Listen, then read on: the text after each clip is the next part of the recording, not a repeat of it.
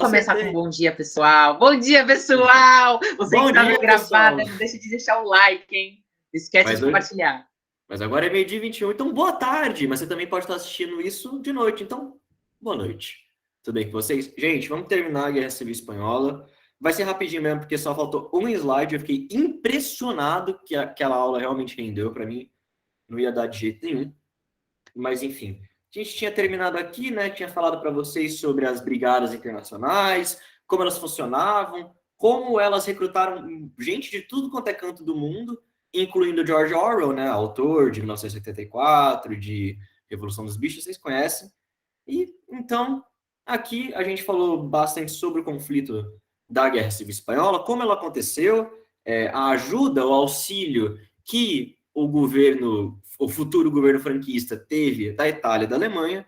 Vamos ver como terminou essa guerra. Gente, o que sustentava de fato o governo republicano da Espanha, ou seja, o povo de esquerda, era a União Soviética, que não chegou a mandar soldado de fato, mas mandou equipamento, mandou dinheiro, mandou blindado, esse tipo de coisa. Só que com o início da Segunda Guerra Mundial, o foco da União Soviética vai ser outro. Ela vai cuidar das coisas dela. Então, ela vai cuidar da invasão da Polônia, que ela vai fazer conjuntamente com a Alemanha. Vamos ver isso nessa aula, fiquem tranquilos.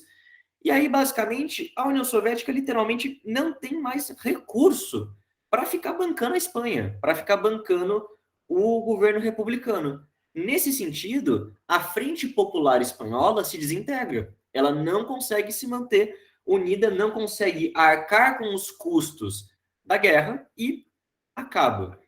Nesse cenário, o exército golpista franquista avança para o interior da Espanha, eventualmente chega a Barcelona e Madrid, as maiores cidades espanholas, e cercam as duas cidades. O objetivo era claro, fazer a população da cidade morrer de fome ou se render.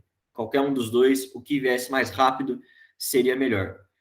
Por causa disso, de todo o terror que causou a Guerra Civil Espanhola, das perseguições que aconteceram, a gente viu, né, o terror branco, os fuzilamentos, enfim, a guerra.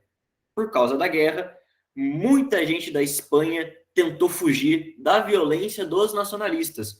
Mais de 500 mil pessoas, não, desculpe, troquei o número.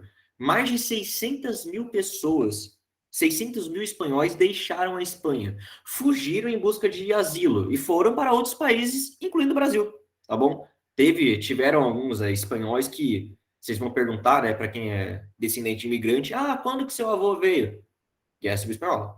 Eles vão responder. Bastante gente veio nesse período. Bom, milhares de pessoas tentaram fugir. Em 27 de março de 1939, Madrid, a capital da Espanha, cai. O exército franquista consegue entrar e dominar a cidade. E aí, a Segunda República acaba. Quem não tinha morrido até então por causa da guerra morre agora, né? O Franco coloca todo mundo numa paredinha e fuzila. E o saldo da Guerra Civil Espanhola é mais de 500 mil mortos. Coisa terrível, 2% da população da Espanha naquele período. Bom, o governo franquista vai se consolidar, tá bom? Vai continuar pós Segunda Guerra Mundial, o que é uma diferença, por exemplo, para o fascismo e para o nazismo, que vão ser derrotados, vão ser... o Hitler se suicida, o Mussolini é linchado. Aqui não. Aqui, tanto o governo espanhol quanto o governo salazarista, em Portugal, vão continuar pós-Segunda Guerra Mundial. Eles não vão ser destituídos. Principalmente porque, primeiro, vão ser aliados dos Estados Unidos, segundo, porque não lutaram na Segunda Guerra Mundial. Se mantiveram neutros e aí o povo lá, os aliados, fingiram que não viram e deixaram assim. Mas é assim que acaba, gente. De um jeito trágico, de um jeito triste, a Espanha vai amargar mais de 30 anos de uma ditadura sanguinaríssima, repressiva, xenofóbica, tá bom? E, enfim, é isso. Por causa disso, bastante gente deixa a Espanha, como eu já disse para vocês.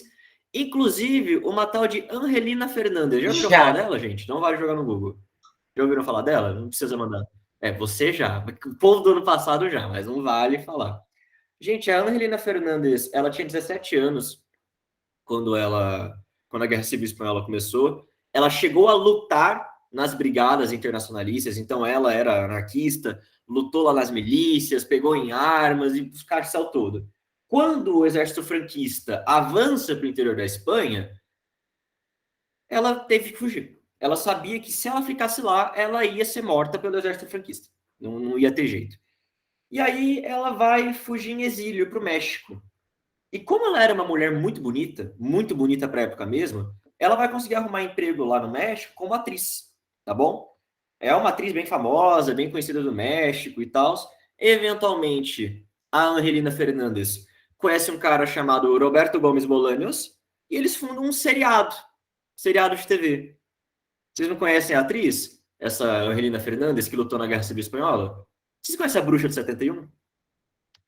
Tá aí uma informação inútil, completamente inútil, mas que eu sempre vou falar porque eu acho muito massa para vocês. A Bruxa de 71 lutou. Ô Edu, você pode dúvida, só, gente? por Tá favor, pelo amor de Deus, porque eu fiquei realmente com medo na última aula. Você poderia só repassar os acontecimentos gerais, porque eu fiquei brisado. Vamos lá então, gente. Seguinte. Vamos rapidinho. Não, vai rápido, pode ir, desculpa aí. Espanha, até o início do século XX, final do século XIX, era aquele país que eu falei para vocês um monte de vezes na aula passada. Era uma monarquia extremamente católica, extremamente conservadora, de tradição agrária e com domínio de oligarquia tradicional. Só que, depois de um tempo, começou a ter atritos sociais dentro da Espanha.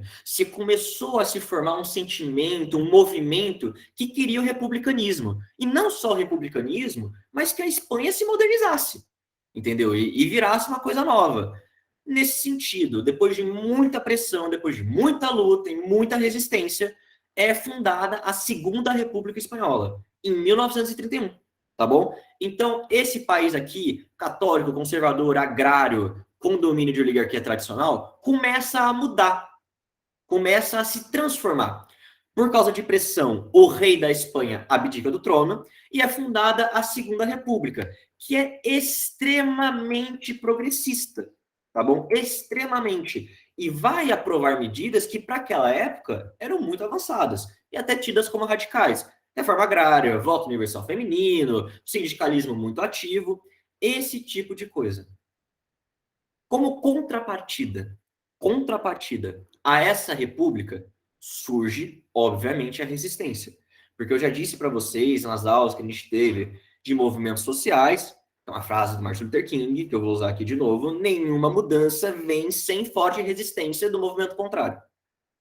Então, quando essa república, nova república, vai fazer essas mudanças, vai aprovar essas medidas, o povo, que era a oligarquia tradicional da Espanha, vai ficar puto. Como assim eles estão fazendo uma reforma agrária? Eu quero meu latifúndio. Como assim eles estão dando mais seguridade social? Como assim eles estão dando voto feminino universal? E esse povinho aqui, que estava insatisfeito e que era muito poderoso, vai começar a organizar um movimento de resistência. Entre esse povo, você tinha uma boa parte dos militares espanhóis, incluindo Franco, que era de família católica, extremamente nacionalista, extremamente reacionário, e esses militares vão começar a fazer um complozinho, a fazer um negócio, ó, vamos dar um golpe de Estado nessa Segunda República. Vamos dar um golpe e voltar a Espanha ao que ela era antes. Sabendo que isso ia acontecer, afinal de contas o governo espanhol não era bobo, ele pega esse povo, esses militares que estavam tramando um golpe e mandam pra puta que pariu. Também conhecida como Ilhas Canárias. Falei para vocês, gente, que o Franco foi exilado aqui para as Ilhas Canárias. Por quê? Porque eles queriam que esses militares, que incluiu o Franco, não dessem problema. Vão lá, para lá longe, vão ficar em exílio, mas deixam o nosso governo em paz. Tá bom? Em 1936 é formada a Frente Ampla Espanhola, que é aquela união de partidos de esquerda, de pessoas de esquerda, justamente para lutar contra esse povo aqui que foi exilado e contra o fascismo, que estava crescendo muito na Europa, estava começando a influenciar o governo espanhol, influenciar a política espanhola. Grande prova disso é a criação da Falange, o Partido Fascista Espanhol. Acaba que não dá certo. Esse exílio que a Segunda República Espanhola ela faz, que ela tenta fazer, não dá certo. Mesmo assim, o golpe veio. O general Primo de Rivera, em 1936, faz seu famoso pronunciamento e inicia, enfim, o conflito, a Guerra Civil Espanhola, que terminou com vitória nacionalista, e aí o resto vocês já sabem. Nossa, sim, a Tá bom? Falange Ficou mais claro era agora? não, a monarquista era esses opositores que foram exilados, né? Também eram monarquistas. Mas, por exemplo, o Franco, quando ele vai assumir o governo, ele não vai restaurar a Uhum, monarquia, entendeu? beleza. Então era uma união, você tinha monarquistas dentro desse grupo reacionário, assim como você tinha os Uhum. falangistas, entendeu? Quando o Franco assume o poder, quem manda é a Ele falange. volta e se junta a Falange, beleza. Era muito mais uma manutenção de status quo do que ideológico. Ah, queremos o rei. Não, eles não querem o rei, essencialmente. Eles querem o governo que o rei fazia, que era aquela coisa católica, conservadora, que agradava as elites, esse Uhum. tipo de coisa. Ah, é isso então, Edu, muito obrigado. Cara, eu te amo, Imagina, tudo gente. bem. Desculpa se ficou malhando o tempo meio Não, confuso. desculpa eu, foi mal, eu vou chorar. Não, relaxa, gente. Para com isso aí. Por Qualquer favor, coisa para, perguntem, eu vou tá? chorar. Shhh. Você não vai falar que me ama Agora é também? hora. Vai retribuir? Você não fala isso. Hã? Tá bom. Não, eu não posso te dar biscoito, Leandro. Se eu te alimentar, depois eu crio um monstro. Mentira, eu te amo. Ah! Pode Agora, agora vai começar o assunto que é pop e que eu sempre pergunto que tem alguma dúvida e eu nunca sei se realmente não tem ou se o assunto é tão pop que, tipo assim, tá no imaginário e tudo mais. Vamos lá. Esse é o mapa da Segunda Guerra. O povo do ano passado deve estar odiando, deve estar tendo trauma, tá lembrando Guerra do Vietnã aqui. Esse é o mapa da Segunda Guerra. É assim que ela vai acontecer. Ó, em preto é o eixo, em vermelho é a União Soviética, em azul são os aliados. É assim que ela vai rolar. Por que eu estou mostrando isso para vocês agora? Porque eu garanto para vocês, que até o final da aula de segunda-feira, vocês vão saber esse mapa de cabeça. E vai ser intuitivo. Eu garanto para vocês. Garanto. Então, só deem uma última olhada neles, ver como é que essa guerra aconteceu. Vocês devem estar muito abstrato ainda, mas vocês vão entender. Eu prometo para vocês. Vamos lá. Como sempre, como qualquer coisa, toda aula, literalmente eu falo isso, quando a gente tem um evento histórico, ele não acontece do dia para a noite, a gente tem que saber os antecedentes que levaram a ele. Para a Segunda Guerra Mundial, assim como todas as outras guerras, ou todos os outros as coisas do mundo, é um monte de coisa, é um monte de fator, é um monte de elemento que levou a Segunda Guerra Mundial a acontecer. Só que aqui eu vou falar dos principais para vocês, tá bom? Primeiro ponto, e talvez o mais importante, o antecedente maior da Segunda Guerra Mundial é a Primeira Guerra Mundial. Já disse isso para vocês no finalzinho da nossa aula, né, sobre a Primeira Guerra, mas eu vou recapitular aqui. Com o fim da Primeira Guerra Mundial, tanto a Alemanha, quanto a Itália, quanto o Japão ficam insatisfeitos por motivos diferentes como resultado da Primeira Guerra Mundial. Vamos relembrar?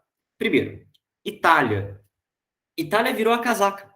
Estava do lado da Tríplice Aliança, foi para a Tríplice Entente, porque prometeram para ela alguns territórios que pertenciam ao Império Austro-Húngaro. A Itália queria esses territórios, eram cidades para ela muito importantes. Terminada a Primeira Guerra Mundial, não deram esses territórios para a Itália. E aí ela se viu numa situação muito embaraçosa em que ela tinha ganho a Primeira Guerra Mundial, mas não tinha conseguido o que ela queria. E aí isso criou um sentimento na Itália de vitória mutilada, que é o nome que eles vão dar. E uma ala mais nacionalista do exército vai odiar essa vitória mutilada, incluindo Mussolini. Japão, por outro lado. O Japão tem uma participação muito pequena na Primeira Guerra Mundial. Mas, durante as conferências de paz, o Japão tentou, politicamente, se colocar como uma potência militar e se colocar em pé de igualdade para a Europa.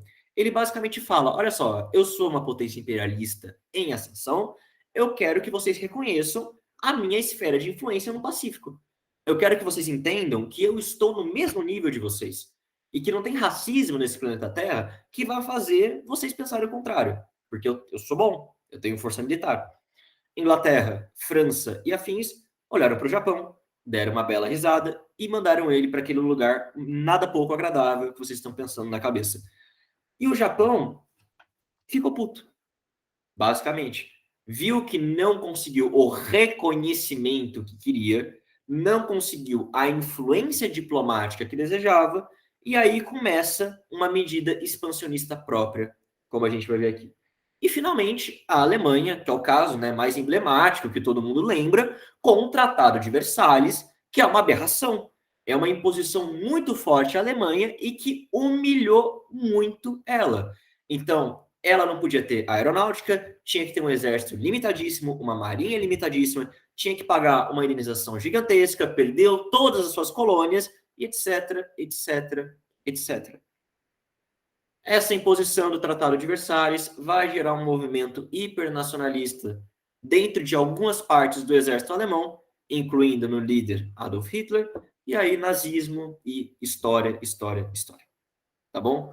Então, olha que interessante. Essas três potências militares, a Itália nem tanto porque ela não era uma potência, mas essas três entidades aí tinham em comum a insatisfação com o resultado da Primeira Guerra Mundial.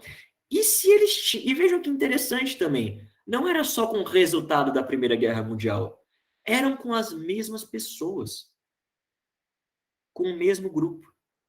Por quê? Quem que a Alemanha odiava? Obviamente, França, Itália e Estados Unidos, porque impuseram a ela o Tratado de Versalhes. Quem que a Itália odiava? Também França, Inglaterra e Estados Unidos. Porque não deram a ela os territórios que ela desejava. E quem que o Japão odiava? Os mesmos França, Estados Unidos e Inglaterra, que não reconheceram nos acordos de paz a hegemonia japonesa no Pacífico. Então, não só eles estavam insatisfeitos com o mesmo evento, como eles odiavam, eles tinham em comum inimigos, os mesmos inimigos. E nesse cenário, a partir da ascensão do nazismo na Alemanha, esses três governos vão entrar em um único caminho, vão se alinhar em um único eixo. Tá bom?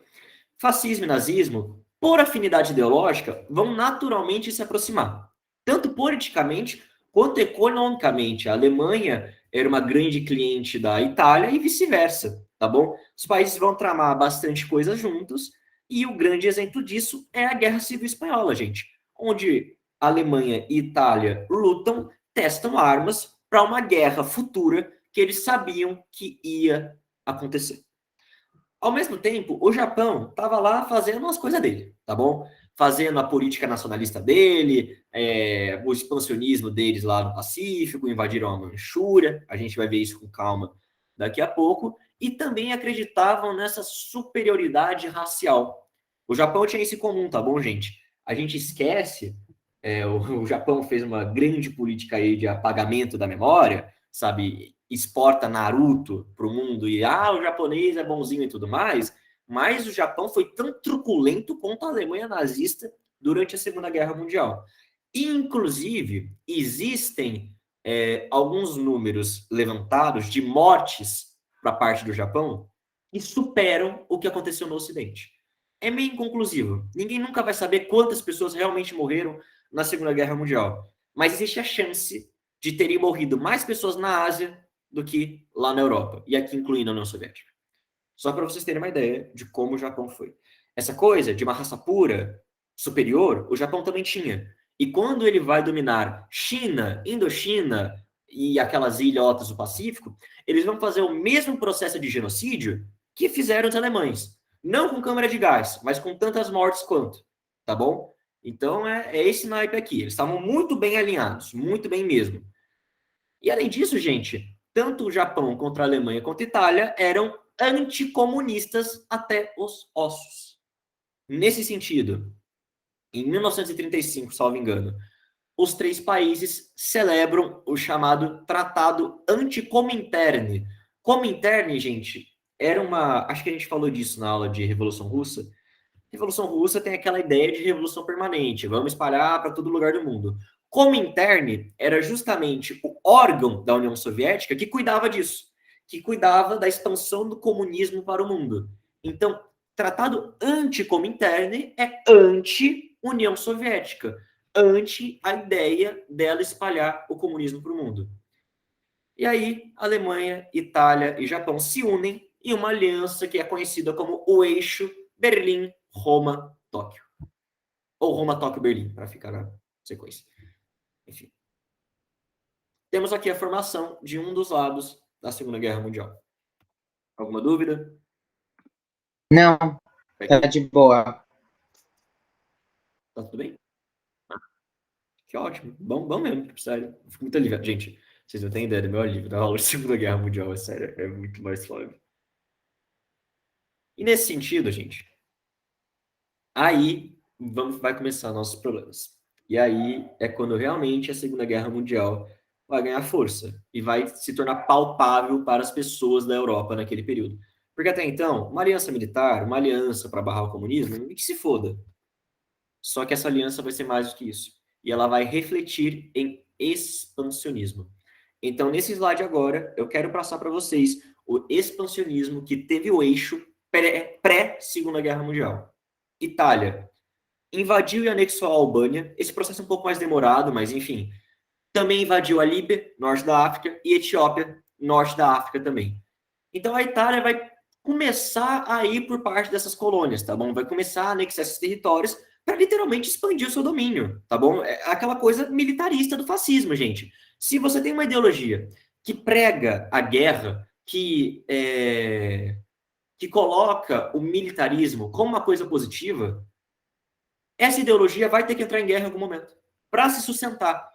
A economia italiana, a economia japonesa e a economia alemã eram voltadas para a guerra. A indústria pesada deles era toda armamentista. E se era toda voltada para a guerra e produzia armas, vocês não concordam comigo que para ela ser lucrativa, essas armas iam ter que ser usadas em algum momento? Pois é, usaram aqui na Guerra Civil Espanhola, mas não somente na Guerra Civil Espanhola, usaram em outros lugares. Itália invadiu e conquistou essas regiões. O Japão invadiu a Manchúria, tá bom? Que eu já deixei aberto para vocês, que eu fui mais esperto, tá? Invadiu aqui a região da Manchúria, na China, que é extremamente rica em minerais, em recursos naturais, não renováveis.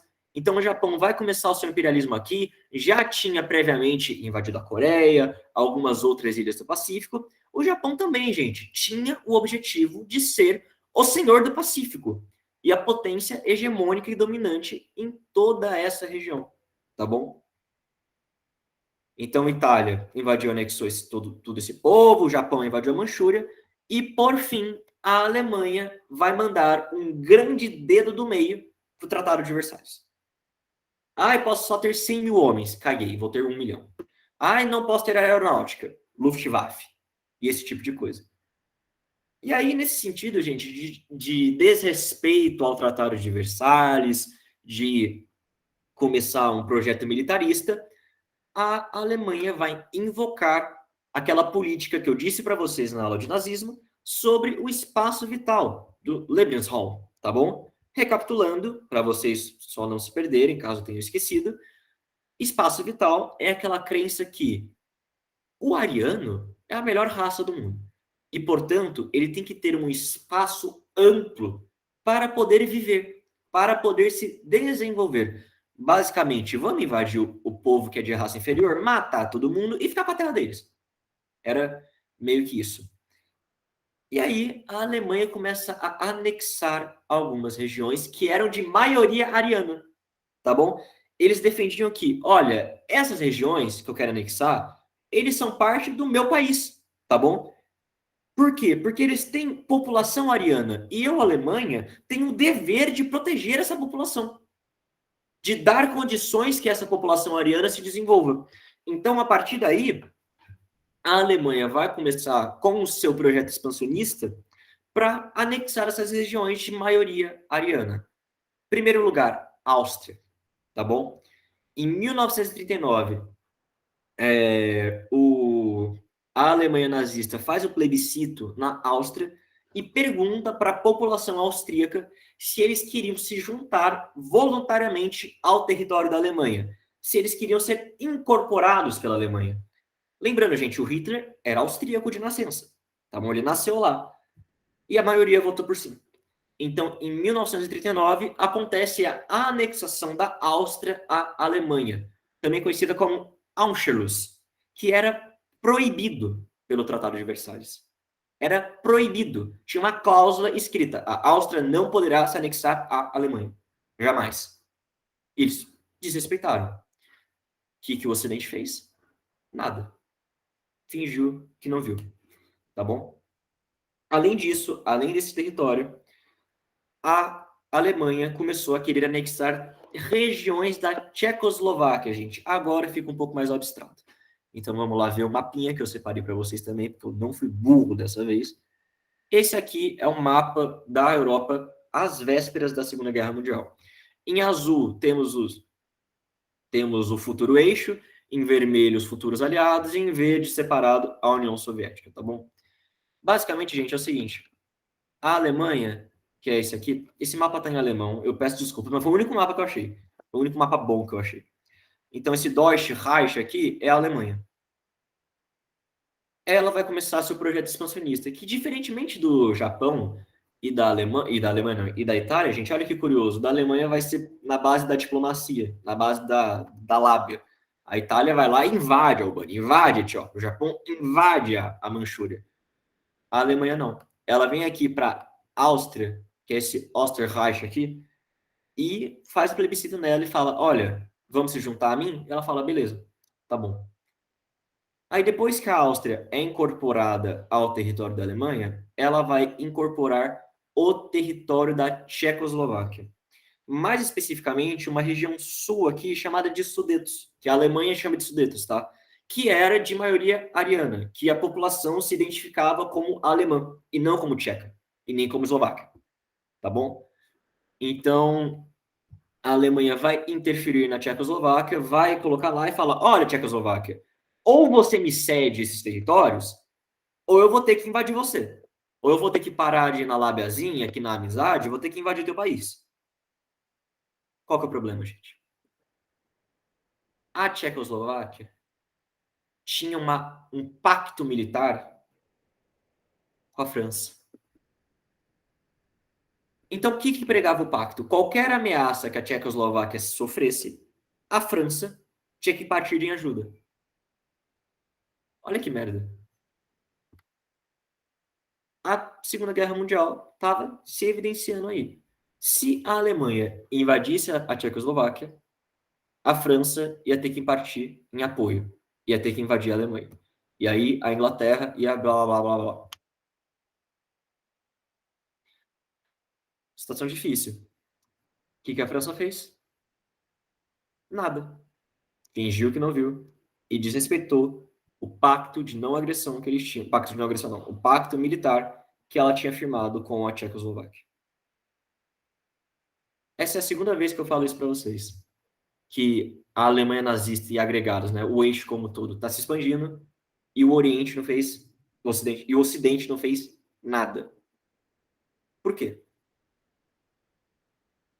Vamos ver isso agora. Alguém mandou algum bagulho no chat? Eu tinha escutado, né? Não, não mandaram, não. Nossa, O que João falha levantou a mão. levantar a mão, esse tipo de coisa. Não. Eu queria perguntar por que, tipo assim, eles se intitulam raça ariana e como assim? Eu não entendi muito dessa parte. Raça ariana, João, é tipo assim, é o alemão raiz, entre muitas aspas, entendeu? É uma identificação. Então, da mesma maneira que, tipo, eu me identifico com você como... É porque não é étnico, né? Peraí, eu vou pensar no exemplo melhor. Pera. Ó, seguinte, pensa na Espanha. A Espanha tem uma situação muito complicada com a Catalunha, tá bom? Por quê? Porque algumas pessoas da Catalunha não se sentem espanhóis, se sentem catalães, entendeu? O Hitler, quando ele vai consolidar a carreira política dele, ele vai pregar o seguinte: olha só, a raça ariana é a única verdadeira da Alemanha e a única legítima e a única pelo que o Estado alemão tem que se importar. Então é o seguinte: a Alemanha só tinha ariano? Óbvio que não. Além de ariano, você tinha judeu, que a gente sabe o que aconteceu, né? Tinha eslavo, que a gente sabe o que aconteceu. Tinha cigano, que a gente sabe o que aconteceu. Então, tipo, essa ideia da raça ariana era uma ideia étnica que o Hitler justificava o seu expansionismo. Então era assim: eu me identifico como ariano, eu tenho que proteger os meus. Eu tenho que proteger a minha etnia, entendeu? E ela, como é a melhor etnia do mundo, ela tem que ter um espaço vital, aí tem que conquistar mais regiões e etc. Entendeu? Tipo, deu certinho? Entendi. Ô, Edu, mas eles Beleza, então, entraram em perfeitamente. briga ou é caso Oi? eles não entraram, mas caso eles entrariam, a França não iria nem iria frisar nada. Não, é que, tipo assim, o mero fato da França ter feito a Kátia Cega já é um desrespeito a esse pacto de ajuda, entendeu? Porque a Tchecoslováquia estava tendo seu território roubado, basicamente, e o povo fingiu que não viu. Inclusive, gente, agora eu vou falar para vocês. Peraí, vamos parar. Vamos parar que eu vou falar para vocês disso aqui. Da incrível política do apaziguamento, que foi a maior cagada, na minha opinião, do século XXI. Foi a maior merda possível. Gente, qual que é o nome da Primeira Guerra Mundial? Como ela é conhecida? Como ela ficou conhecida? Como ela entrou para a história? Como a Grande Guerra. Mas não só a Grande Guerra, como a guerra para acabar com todas as guerras. E por quê? Porque se, por um lado, no início da Primeira Guerra Mundial, se tinha um certo otimismo com como que a guerra ia ser, pensavam que ia ser uma coisa rápida e tal, na prática foi um moedor de carne, muita gente morreu, e foi um terror, foi um horror, foi uma coisa terrível para a Europa, e que deixou França e Inglaterra muito pouco dispostas a repetir. A repetir. O Ocidente não queria que uma outra Primeira Guerra Mundial acontecesse. Não queria, a qualquer custo. Saibam disso. E agora vamos falar de outra coisa, que está correlacionada. O Ocidente, França, Inglaterra e afins, gostavam do nazismo? Óbvio que não. Óbvio que não. Imagina um louco desse no poder, o expansionista do jeito que era? Não. Gostava do fascismo? Também não. Igualmente. Mas o Ocidente não acreditava que o nazifascismo era tão ameaçador e tão perigoso quanto o comunismo. Eles temiam muito mais o comunismo do que o nazifascismo. Nesse sentido, gente, essa imagem eu esqueci de separar para vocês. Pós Primeira Guerra Mundial, foi desenvolvida uma política chamada cordão sanitário. Deixa eu abrir um mapinha aqui para vocês. Eita, cadê o mapa? Ô, inferno. Por que eu não separo essas coisas? Eu separei, é que eu esqueci. Mas por que tá aqui de Você novo? apertou no mesmo site. Ô, Jesus. Eita. Agora vai, né? Não apertei não, ó. Eita, rapaz. Ai, cadê um mapinha? Cordão Mas a gente tá sanitário, ó, eu vou vendo, a chorar, gente viu? tá Eu vou chorar. vendo. Não, mas mesmo assim, eu quero um mapinha bonito. Isso aqui serve. Gente, não serve não. Vocês estão conseguindo ver, gente, ó? Tô. Ai, diminuiu aí. Ó, Vai com Deus. beleza. Gente, basicamente é o seguinte. A ideia do cordão sanitário era o seguinte. A Europa capitalista, ocidental, blá, blá, blá, blá, blá, blá, ia fazer meio que uma barreira de países separando a União Soviética deles. É um cordão sanitário, entendeu? Então, tipo assim, esses países vermelhos aqui da meiota era o que separava o comunismo malvadão do capitalismo, entendeu? Então, a política ocidental, europeia, do pós-Primeira Guerra Mundial foi de tentar isolar a União Soviética. Foi de tentar isolar a União Soviética. Foi de tentar minar a capacidade política que ela tinha. E aí, nazismo, fascismo, que se foda. A gente resolve isso depois. Vamos resolver primeiro o problema no comunismo. E aí, negligenciaram o fascismo e o nazismo. E isso deu um problema muito do grande. Ah, é. Tá. Vai tudo fazer sentido no final. Eu prometo para vocês. E olha, vai ficar bastante coisa para a próxima aula, mas vai dar tudo certo porque a guerra em si é muito mais rápida. Tem pouca coisa para explicar. Gente, eu disse para vocês na última aula sobre a Olga Benário. Vocês lembram que eu disse para vocês? Que ela participou da guerra. Não, ela não participou da guerra, mas ela foi... A Olga Benário, gente, é de história do Brasil, eu sei, mas é aquela lembrei, comunista desculpa, que o Getúlio sim, Vargas... sabe, ela no Getúlio mandou Vargas, para a Alemanha. que eles mandaram. Isso. O que eu disse para vocês? Com medo que ela era comunista, né? Enfim, comunistona. Então, eles isolaram ela, tipo, colocaram ela para a terra natal dela e ela se fudeu. Gente, a Olga Benário era judia. Além de comunista, ela era judia. Só que ela não foi extraditada para a Alemanha. A Alemanha não queria que ela voltasse para casa e fosse presa porque ela era judia. Era porque ela era comunista.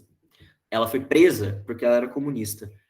Então, entendam, quando a gente vê hoje o resultado da Segunda Guerra Mundial, a gente sabe o que aconteceu. Tipo, que a Alemanha e a União Soviética fizeram pacto de não agressão, blá, blá, blá, blá. Só que entendam, o grande rival do nazismo e do fascismo não era o Ocidente. Também era o Ocidente. Mas era principalmente o comunismo. Eu disse para vocês na aula de fascismo, ó, aqui. Eu disse para vocês na aula de nazismo. Aqui. Tá em vermelho até. Cor do comunismo. Se a Alemanha fosse invadir alguém, se a Alemanha fosse fazer guerra com alguém, não ia ser com a Europa, num primeiro momento. Era muito improvável. Os discursos do Hitler, que mais eram inflamados, que mais mostravam a beliculosidade da Alemanha, não eram direcionados para o Ocidente. Também eram, mas eram principalmente para a União Soviética. Eram principalmente para a União Soviética. A grande ameaça do nazismo, o que ele ameaçava invadir, o que ele ameaçava conquistar, era muito mais a União Soviética do que o Ocidente. E a União Soviética sabia disso. E ela também sabia. Gente, imagina o seguinte: um mundo alternativo. Um mundo alternativo aqui. A Alemanha não invade primeiro a França. Quando começa a Segunda Guerra Mundial, a Alemanha não vai para a França. Ela invade a União Soviética. O que vocês acham que ia acontecer? Não precisa mandar no chat, não precisa falar nada. Eu digo para vocês. Inglaterra e França iam mandar um grande foda-se, eu não estou nem aí. Por quê? Porque a Inglaterra e a França e os países ocidentais, incluindo os Estados Unidos, não gostavam da Alemanha nazista e não gostavam da União Soviética. Então, os dois países se matando é uma coisa incrível. É o melhor cenário do mundo para eles. Que eles se matem, que eles se explodam e que eles deixem de existir. Então, a União Soviética ela sabia que se a Alemanha cumprisse a promessa que ela estava fazendo, se a Alemanha invadisse a União Soviética, ninguém do Ocidente ia partir para ajudar. Eles iam deixar a União Soviética ser tomada, ser conquistada. Eles não iam fazer nada. Isso era diplomaticamente provado. A União Soviética tinha uns espiões bem infiltrados, eles sabiam que isso ia acontecer. Por causa disso, a União Soviética, desesperada, sabendo que o nazismo estava ameaçando invadir ela, sabendo que se o nazismo, se a Alemanha invadisse ela, ninguém ia partir para ajudar, ela começa uma política muito forte para mudar de postura. Essa é a parte mais importante da aula. Então, a União Soviética, por toda a década de 30, tenta moderar o discurso. Tenta não parecer tão ameaçadora quanto o nazismo. Vocês não estão entendendo? Eu falei para vocês, gente, que o que sustentava a Guerra Civil Espanhola, a parte da República, era a União Soviética. Eu juro que é a última parte, tá? A gente vai passar 5 minutinhos, mas vai dar tempo, eu não vou passar o resto. Eu falei para vocês que o que sustentava a Guerra Civil Espanhola era a União Soviética. A parte da esquerda, né? Só que eu disse para vocês que a União Soviética não mandou soldado para a Guerra Civil Espanhola. Não mandou o Exército Vermelho para a Espanha. Mandou arma, mandou dinheiro, mas não o exército. A Alemanha e a Itália mandaram o exército. Por que vocês acham que a União Soviética não mandou o exército para a Guerra Civil Espanhola? Isso, inclusive, já foi questão de uma das provas. Porque se a União Soviética mandasse o Exército Vermelho para lá, se a União Soviética mandasse as tropas para lá, olha a pressão que isso ia fazer, gente. Olha o problema. Você ia ter comunismo na Espanha, que é do lado da França, que é do lado da Inglaterra. E nesse momento, a preocupação da União Soviética é ser aliada da Inglaterra, é ser aliada da França, para conseguir lutar contra uma possível invasão alemã. Então ela não entra na guerra civil de cabeça para parecer moderada. É a União Soviética paz e amor, que não tem Comintern, que não tem comunismo espalhando para o mundo. A União Soviética tenta de tudo. Reverter a situação, mostrar para a França e para a Inglaterra que a grande ameaça não era ela, que a grande ameaça era o nazismo. Não porque a União Soviética era bonzinha, mas porque ela morria de medo da Alemanha, tá bom? Então, essa era a política da Alemanha. Ela fez um monte da União Soviética, ela fez um monte de congresso antifascismo, antinazismo, chamou diplomatas da França e da Inglaterra, oh, pelo amor de Deus, me ajudem, porque o fascismo e o nazismo é uma ameaça muito maior que eu não vou fazer nada com vocês, mas o nazismo e o fascismo vai fazer. O que a França e a Inglaterra fizeram? Não ouviram. Não fizeram nada. Não só não fizeram nada, como fizeram muito pior. França e Inglaterra fizeram a chamada política do apaziguamento, gente. Basicamente é o seguinte, eles faziam vista grossa para qualquer coisa que o Hitler fazia, que a Alemanha fazia, que o eixo fazia. Desrespeitou o Tratado de Versalhes? Não estou nem vendo. Desrespeita para lá. Por quê? Porque eles queriam evitar uma Primeira Guerra Mundial, uma Segunda Guerra Mundial, no caso, né? Queriam evitar que aquele horror que tinha acontecido não acontecesse de novo. Não entenderam? Eu não consigo explicar isso também. Eu tenho que admitir minhas falhas. Então eu vou passar para vocês. É 1 minuto, literalmente, é literalmente 1 minuto, tá? Isso aqui, ó. Tem legenda, tá, gente? Vocês estão enxergando? Foi, vai. Tá, então não.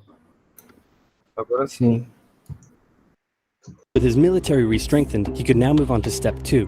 He wanted to rapidly increase the Aryan population, and to do so, he needed Lebensraum. Or in other words, he would have to take over the world. But for now, a good portion of Europe would do, and he began eyeing up his neighbors. The Allies finally started to get worried, so they implemented a fairly useless diplomatic strategy called appeasement, and it went a little something like this. Hitler would say, I want that thing, and the Allies would say, you can't have that thing. Okay, you can have that thing, but no more. I want that thing. And repeat. In 19... gente, esse aqui, ó, esse homem aqui é o Neville Chamberlain, tá bom? Ele era primeiro-ministro do Reino Unido antes do Churchill assumir. E ele era o grande defensor da política do apaziguamento. A política do apaziguamento, gente, nada mais é do que uma tentativa das metrópoles europeias de resolver essa situação na diplomacia. Olha, o Hitler é muito expansionista, ele pegou a Áustria, pegou a Tchecoslováquia, mas tá tudo bem, não vamos entrar em guerra com ele, não vamos enfrentar ele. Mas olha, Hitler, não pega... Ó, ele anexou a Polônia. Tudo bem, Hitler era contra o Tratado de Versalhes, mas a gente não quer uma outra guerra. Mas olha, se você anexar mais algum território, a gente vai ter que engrossar o caldo. Aí o Hitler fala, não, beleza, não vou conquistar mais nada. Aí o que ele faz? Interfere na Tchecoslováquia, pega os Sudetos. Aí as potências europeias falam, olha, Hitler, eu sei que a gente tinha falado da coisa da Áustria, que você não podia anexar mais nada, mas essa é a última vez. E repete. Essa é a política do apaziguamento. É um grandíssimo, um enorme circozinho. A França e a Inglaterra fingem que a Alemanha não está fazendo nada de errado, que não está passando o Tratado de Versalhes na bunda, que está se respeitando tudo, que está tendo uma política militarista. E é isso. Tentar evitar a Segunda Guerra Mundial a todo custo, quando claramente a Segunda Guerra Mundial já estava prestes a acontecer. Isso foi a maior cagada do século XXI, na minha opinião. Na minha opinião, tá, gente? Aí não é ninguém falando, sou eu, tá bom? Não é historiador nem nada desse tipo. Nesse sentido, gente, a União Soviética falou, esses caras são uns imbecis. São uns idiotas. Eles não estão vendo a ameaça que o nazismo é. E aí, a União Soviética começou a chegar para a Alemanha e falou o seguinte, Alemanha, ela, oi, você me odeia, né? Ela falou, odeio. Você também odeia a França e a Inglaterra? Odeio. Vamos fazer o seguinte, então.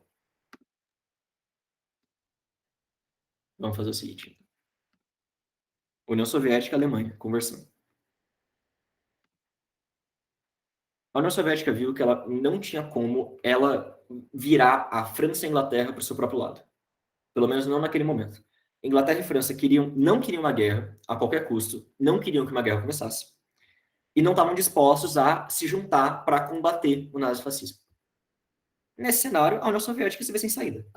Ela vai à mesa de negociação, então, e fala com a própria Alemanha nazista. Fala, Alemanha, eu sei que você não gosta de mim, e eu também não gosto de você, quero deixar isso muito claro. Mas eu não vou me opor ao seu expansionismo. Você quer começar uma guerra? Foda-se. Mas não começa comigo. A União Soviética falando isso. E a Alemanha topou.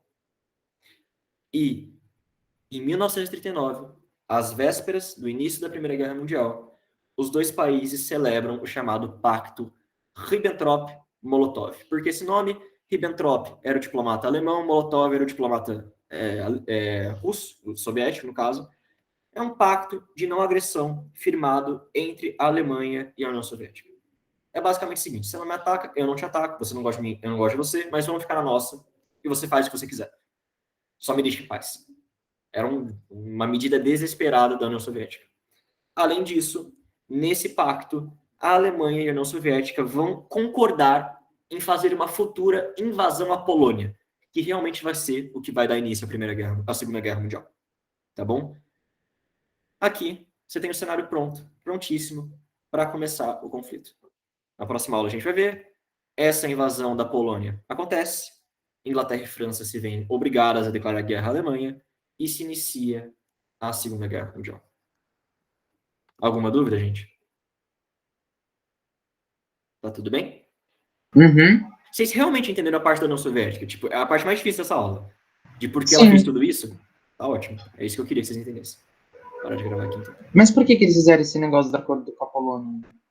Com a Polônia? Ah, porque a União Soviética queria anexar a Polônia também, queria uma parte, entendeu? Sim. E aí é mais fácil, tipo, a Alemanha... Ó, gente, ó. Já viram a expressão corredor polonês? Aham. Tá. Como é que é um corredor polonês? Você passa no meio e todo mundo te bate de todos os lados possíveis. Por Sim. que isso? Ó, por que isso? Tá aqui a Polônia. A Alemanha invadiu desse lado, a União Soviética invadiu desse lado e espremeu a Polônia. Entendi. Era mais fácil. Tá bom? Para de gravar aqui.